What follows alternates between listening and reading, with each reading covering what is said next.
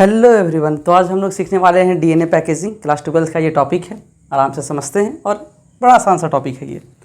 बात करते हैं जब डीएनए पैकेजिंग को, तो इसको समझने से पहले हम लोग को थोड़ा बहुत जानना होगा किसके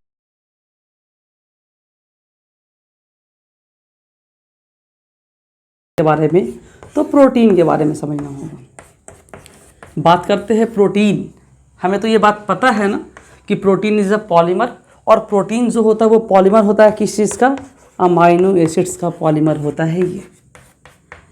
अब मैंने बोला कि अमाइनो एसिड्स बहुत तरह के हो सकते हैं। ये एसिडिक हो सकता है, बेसिक हो सकता है, उसके बाद हम लोग देखेंगे कि एरोमेटिक होगा, सल्फर कंटेनिंग होने वाले हैं, पोलर होंगे, नॉन पोलर, मतलब इसका ढेर सारा क्लासिफिकेशन हम लोग को पढ़ना है अमाइनो एसिड्स का।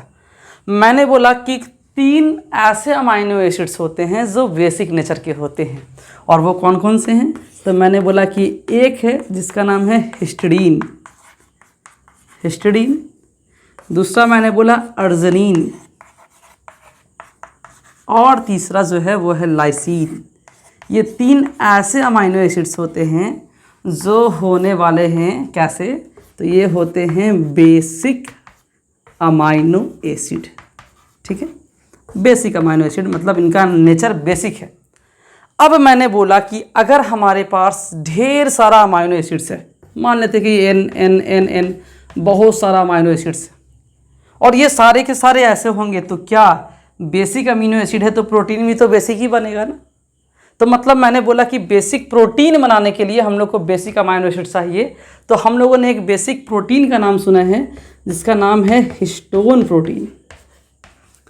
हिस्टोन प्रोटीन का नाम हम लोगों ने बचपन में सुना था, और मैंने ये बोला कि हिस्टोन प्रोटीन जो होगा ना, ये कैसा प्रोटीन होता है? तो ये होता है बेसिक प्रोटीन, बेसिक नेचर का होने वाला है ये बेसिक प्रोटीन। तो जाहिर सी बात है कि अगर ये बेसिक प्रोटीन है तो इसके अमाइनो एसिड्स बेसिक नेचर के होंगे, और जब हम लोग पढ़ेंगे बुक को तो पता चलेगा कि इसमें मिलने वाला है अर्जिनिन और लाइसिन।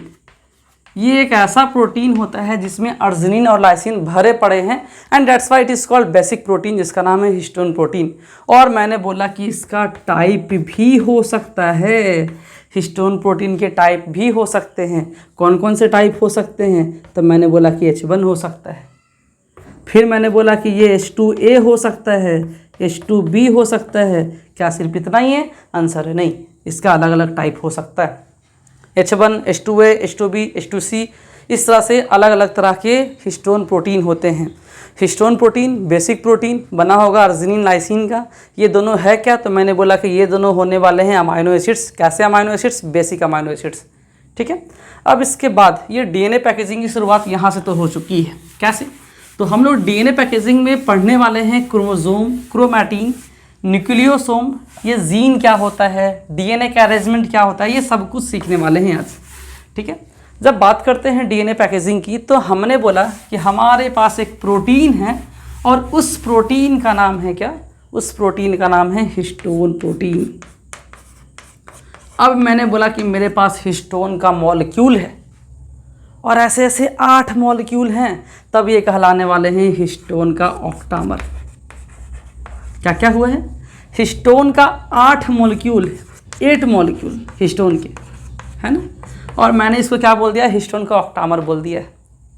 और मैंने बोला कि इसके साथ अगर डीएनए मिल जाता है, इसमें अगर मैं डीएनए को ऐड कर देता हूँ तो एक स्ट्रक्चर बनेगा, उस स्ट्रक्चर का नाम है न्यूक्लियोसोम।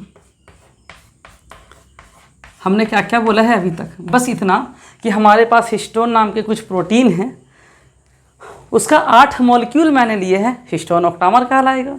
मैंने उसके साथ डीएनए को रैप कर दिया है, लपेट दिया है, ये एक गोल सा ऐसा स्ट्रक्चर है। और मैंने बोला कि इसमें ना ये हमारा जो प्रोटीन है, ये डीएनए इसमें रैप कर गया, ऐसे करके रैप किया हुआ है इसमें, मतलब गोल गोल घुमा हुआ है इसमें, बस इस तरह से। तो ये कहलाएगा क्या? न्यूक्लियोसोम कहलाने वाला है। तो इसका मतलब ये हुआ कि the chemical nature of nucleosome is, देखो डीएनए का बना है और किसका बना है? तो प्रोटीन का बना है। अब मैंने बोला कि न्यूक्लियोसोम देखने में छोटे छोटे गोल गोल स्ट्रक्चर्स होते हैं, और जब ऐसे ऐसे बहुत सारे स्ट्रक्चर्स हो जाएंगे तो मैंने बोला कि ये देखने में लगेंगे कुछ इस तरह से, छोटे छोटे गोल गोल स्ट्रक्चर्स हैं ऐसे ऐसे। और मैंने बोला कि ये छोटे स्ट्रक्चर जो हैं ये देखने में तो लगते हैं बीड्स की तरह, और देखो तो क्या ये धागे से जुड़ा हुआ नहीं है क्या, स्ट्रिंग से नहीं जुड़ा हुआ है क्या? तो मैंने बोला कि जब बहुत सारे न्यूक्लियोसोम होंगे तो वो एक रस्सी नुमा स्ट्रक्चर से जुड़ जाएंगे, स्ट्रिंग नुमा स्ट्रक्चर से जुड़ जाएंगे, एंड देन इस स्ट्रक्चर को हम लोग कहने वाले हैं बीड्स ऑन अ स्ट्रिंग। इस स्ट्रक्चर को, एक ऐसा स्ट्रक्चर जिसमें ढेर सारे न्यूक्लियोसोम हैं, मैंने बोला कि वो बीड्स ऑन अ स्ट्रिंग है। और अगर हम लोग क्या देखेंगे कि अगर इस बीड्स ऑन अ स्ट्रिंग में अगर हो जाता है कंडेंसेशन, कंडेंसेशन क्यों होगा, एसिड बेस मिलेगा तो कंडेंस तो होगा ना। डीएनए का full form deoxyribose nucleic acid, acid है ना, नाम में लिखा हुआ न्यूक्लिक एसिड, ये बेसिक है। एसिड और बेस मिलेगा तो फिर कंडेंसेशन तो होना ही है। तो मैंने बोला कि ये बीड्स ऑन अ स्ट्रिंग है, कंडेंसेशन होगा, और कंडेंसेशन होने के बाद एक स्ट्रक्चर बनेगा जिस स्ट्रक्चर का नाम होता है क्रोमैटिन। ठीक है, अब मैंने बोला कि ये क्रोमैटिन फर्दर कंडेंस करेगा। अब इसको कंडेंस करने के लिए फिर से कुछ अलग प्रोटीन चाहिए, और उस प्रोटीन का मैंने नाम बोला है, नाम NHC, non histone chromosomal protein. NHC non histone chromosomal protein. ये करेगा क्या, तो ये क्रोमैटिन को फर्दर कंडेंस करेगा और इससे बना देगा क्रोमोसोम। फर्दर क्या होगा, ये कंडेंस होने वाला है, मैंने बोला कि ये कंडेंस होगा, और ये कंडेंस होने के बाद बनने वाला है एक स्ट्रक्चर जिसका नाम होता है क्रोमोसोम। अब बात क्या है, मैंने बोला कि what is the chemical nature of chromosome, तो हमको पता है कि क्रोमोसोम तो क्रोमैटिन को ही बोले हैं, बस ये कंडेंस हो गया। अच्छा, क्रोमैटिन जो है वो तो बीड्स ऑन अ स्ट्रिंग था, बस कंडेंस हुआ, और ये beads on a string single है तो न्यूक्लियोसोम, और ये बना होता है डीएनए का और प्रोटीन का, हिस्टोन नाम के प्रोटीन का, जिसमें H1 हम लोग टाइप देखने वाले हैं। तो मैंने बोला कि what is the chemical nature of chromosome, तो ये बना तो है डीएनए का और प्रोटीन का। What is the chemical nature of chromatin, तो ये भी तो उसी चीज़ का बना हुआ है। What is the chemical nature of nucleosome, overall ये है कि केमिकल नेचर तो तीनों का सेम ही रहने वाला है। क्या क्या होगा, अब मैं शुरू से प्रोसेस बताता हूँ। मैंने बोला कि हिस्टोन नाम का बेसिक प्रोटीन, अगर 8 मोलिक्यूल, हिस्टोन का ऑक्टामर। मैंने बोला कि उसमें डीएनए रैप करेगा तो एक स्ट्रक्चर बनाएगा, और उस स्ट्रक्चर का नाम है न्यूक्लियोसोम। और जब बहुत सारे न्यूक्लियोसोम आ जाएंगे तो देखने में ऐसे, मैंने बोला कि ये बीच में स्ट्रिंग टाइप का कुछ स्ट्रक्चर है, और देखने में छोटे छोटे गोल गोल स्ट्रक्चर्स, मैंने बोला इस स्ट्रक्चर का नाम बीड्स ऑन अ स्ट्रिंग। और जब ये फर्दर कंडेंस करते हैं तो कहलाता है क्रोमैटिन, और अगर मैंने इसको फिर से कंडेंस कर दिया है तो कहलाएगा क्रोमोसोम।